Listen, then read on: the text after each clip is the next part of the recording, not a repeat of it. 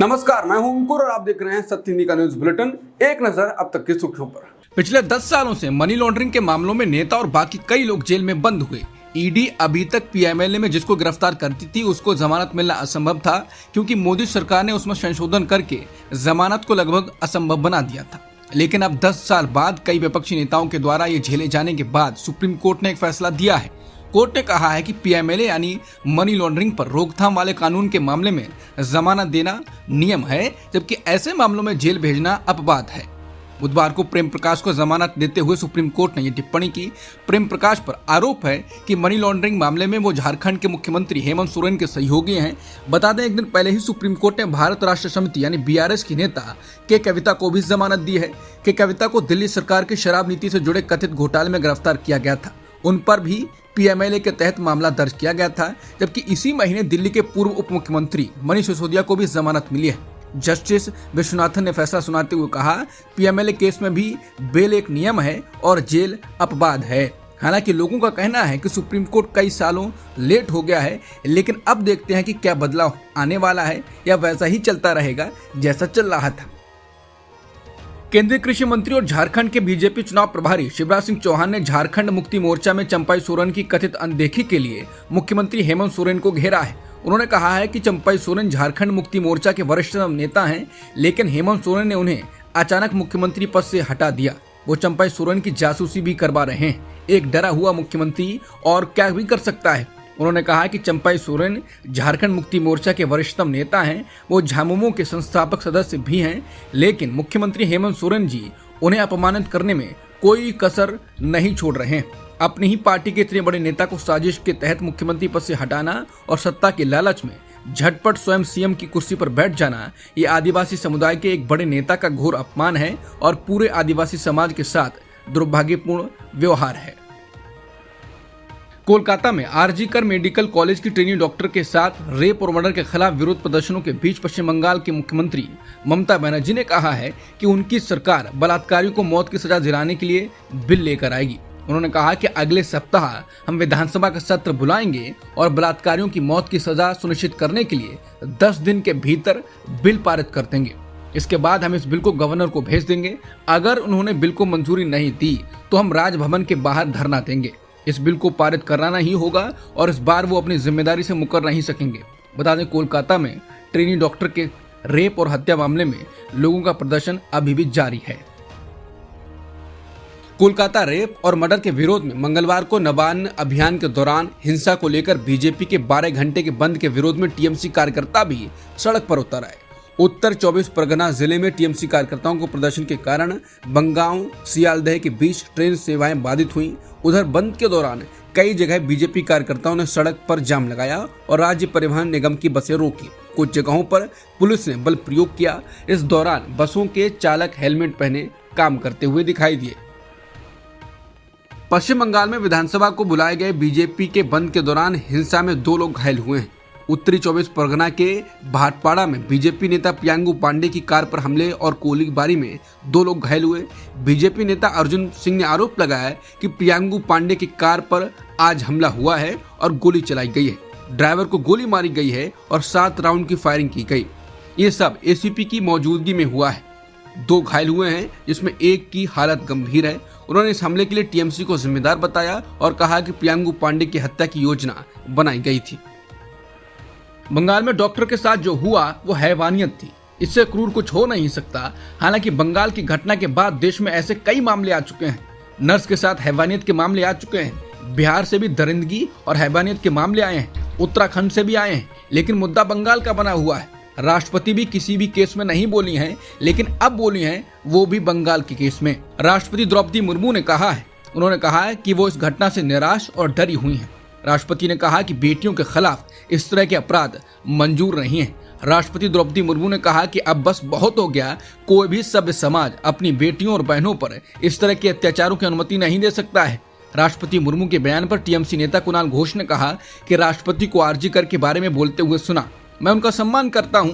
उन्होंने आगे कहा कि उन्नाव, हाथरस, बिलकेस, मणिपुर पर कुछ नहीं बोला। ओडिशा, महाराष्ट्र, उत्तराखंड नहीं देखा। साक्षी मलिक जैसे गोल्ड गर्ल के विरोध के दौरान आप चुप क्यों रहीं? क्या बीजेपी के खिलाफ बोलना मुश्किल है?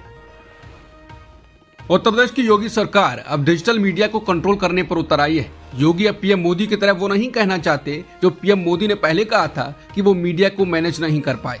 योगी सरकार ने कैबिनेट बैठक में डिजिटल मीडिया की नीति को मंजूरी दे दी है। इस नीति के तहत सरकार की जय करने पर विज्ञापन मिलेगा, लेकिन अगर सरकार को आपका कंटेंट, रील या फिर पोस्ट पसंद नहीं आया तो जेल भी भेजा जा सकता है। मतलब अगर किसी ने खिलाफत या सरकार विरोधी कंटेंट परोसा तो 3 साल से उम्र कैद की सजा का प्रावधान रखा गया है।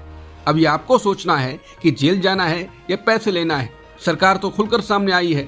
ये पॉलिसी राज्य के उन लोगों के लिए भी होगी जो यूपी के बाहर रह रहे हैं। ट्विटर, फेसबुक, इंस्टाग्राम और यूट्यूब में से प्रत्येक को सब्सक्राइबर और फॉलोअर्स के आधार पर 4 हिस्सों में बांटा गया है।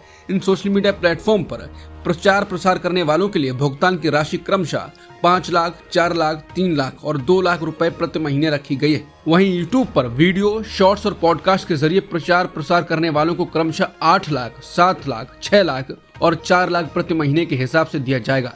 सरकार की ओर से जारी पॉलिसी के अनुसार किसी भी स्थिति में कंटेंट राष्ट्र विरोधी नहीं होना चाहिए। अगर ऐसा होता है तो उन पर एक्शन लिया जाएगा। अब बात यह है कि तय सरकार करेगी कि राष्ट्र विरोधी है या नहीं। बात साफ है कि पैसे लोगे नहीं तो जेल जाओ। आरएसएस चीफ मोहन भागवत को अब पीएम मोदी और अमित शाह जैसी सुरक्षा दी जाएगी। उनके Z+ सुरक्षा कवर को बढ़ाकर एडवांस सिक्योरिटी लाइसेंस कर दिया गया है। ऐसे में उनकी सुरक्षा में अब और सुरक्षाकर्मी तैनात किए जाएंगे। उनका सुरक्षा घेरा पहले से भी ज्यादा पुख्ता होगा। हाल ही में गृह मंत्रालय की ओर से की गई समीक्षा बैठक के बाद यह फैसला लिया गया है। टाइम्स ऑफ इंडिया की खबर के मुताबिक समीक्षा बैठक में पाया गया कि गैर बीजेपी शासित राज्यों में मोहन भागवत की सुरक्षा के दौरान ढिलाई बरती गई है। ऐसे में संभावित खतरे को देखते हुए सुरक्षा में इजाफा करने का फैसला लिया गया।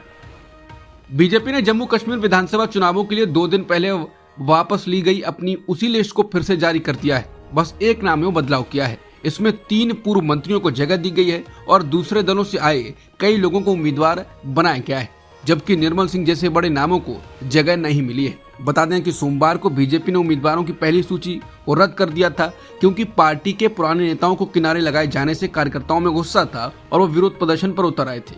हालांकि पार्टी ने कहा था टाइपिंग त्रुटि की वजह से लिस्ट वापस ले ली गई, लेकिन सूची वापस लेने के 24 घंटे बाद ही पार्टी ने उसी सूची को फिर से जारी किया है। दिल्ली पुलिस के साइबर क्राइम यूनिट ने चीफ जस्टिस टी.वाई. चंद्रचूड़ का नाम लेकर पैसे मांगने के आरोप में एक सोशल मीडिया हैंडलर के खिलाफ FIR दर्ज की है। पिछले हफ्ते एक वकील द्वारा एक्स पर शेयर की गई पोस्ट के वायरल होने के बाद CJI ने साइबर इंपर्सोनेशन पर ध्यान देना सीखा है। पोस्ट में CJI के रूप में खुद को पेश करने वाले एक व्यक्ति ने कैब लेने के लिए 500 रुपए के डिजिटल ट्रांसफर करने को कहा था। दरअसल एक एक्स यूजर ने बताया कि उसके पास एक मैसेज आया। उस मैसेज में लिखा था कि हेलो, मैं CJI हूँ और हमारी कॉलेजियम की तत्काल बैठक है और मैं कनॉट प्लेस में फंसा हुआ हूँ। क्या आप मुझे कैब के लिए 500 रुपए भेज सकते हैं? अदालत पहुँचते ही मैं आपको ये रकम वापस कर दूंगा। ये मैसेज सेंड फ्रॉम iPad के साथ खत्म हुआ। मैसेज भेजने वाले की तस्वीर में CJI चंद्रचूड़ की ही तस्वीर दिखाई गई। इस धोखाधड़ी की खबर के सामने आने के बाद सुप्रीम कोर्ट ने साइबर सेल में शिकायत दर्ज कराई। अधिकारियों का कहना है कि इस मामले की जांच की जा रही है और ठग की तलाश हो रही है। राज्यसभा उपचुनाव में 11 सदस्य निर्विरोध चुन लिए गए हैं, जबकि 3 सितंबर को एक सीट पर मतदान होगा। मंगलवार को पूर्व मंत्री उपेंद्र कुशवाहा, कांग्रेस के वरिष्ठ नेता अभिषेक मनु सिंघवी, केंद्रीय मंत्री रवनीत सिंह बिट्टू और जॉर्ज कुरियन राज्यसभा के लिए निर्विरोध चुन लिए गए। मलयालम फिल्म इंडस्ट्री महिलाओं के खिलाफ शोषण करने के लिए घिरी हुई है। हेमा कमेटी की रिपोर्ट आने के बाद फिल्म इंडस्ट्री चारों तरफ से घिर गई है। अभिनेत्रियों ने बताया कि कैसे पुरुष इंडस्ट्री में उनका शोषण करते थे। रिपोर्ट आने के बाद बाकी एक्ट्रेस भी मैदान में उतर आई और आरोप लगाया। मलयालम फिल्मों के अभिनेता सिद्दीकी पर एक अभिनेत्री ने यौन उत्पीड़न के आरोप लगाए, जिसके बाद अब उनके खिलाफ बलात्कार का एक मामला दर्ज किया गया है। पुलिस ने बुधवार को ये जानकारी दी।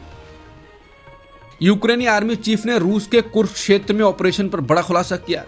कर्नल जनरल ओलेक्जेंडर सिरिस्की ने कहा कि यूक्रेनी घुसपैठ एक बहुत बड़ा दांव था। यूक्रेनी अधिकारी ने दावा किया कि इस योजना का उद्देश्य रूस को प्रमुख आगे के मोर्चों से सैनिकों को हटाने के लिए मजबूर करना था, लेकिन पूरी तरह से इसमें हम सफल नहीं हो पाए। हालांकि इसके साथ ही उन्होंने कहा कि कुर्स्क अभियान में रूसी सेना की एक बड़ी संख्या को हम वहां से हटा दिया गया है। उन्होंने कहा कि रूसी सैनिकों को यूक्रेन के दक्षिण से वापस बुला लिया गया है। अभी तक हम कह सकते हैं कि लगभग 30,000 सैनिकों को कुर्स्क मोर्चे पर भेजा गया है और ये संख्या बढ़ती जा रही है। उन्होंने कहा कि रूस पोक्रोवस्क मोर्चे पर अपनी ताकत को मजबूत कर रहा है। पहली बार संख्या का खुलासा करते हुए सिरस्की ने कहा कि यूक्रेन ने कुर्स्क क्षेत्र में अपने ऑपरेशन के दौरान 594 रूसी सैनिकों को पकड़ लिया।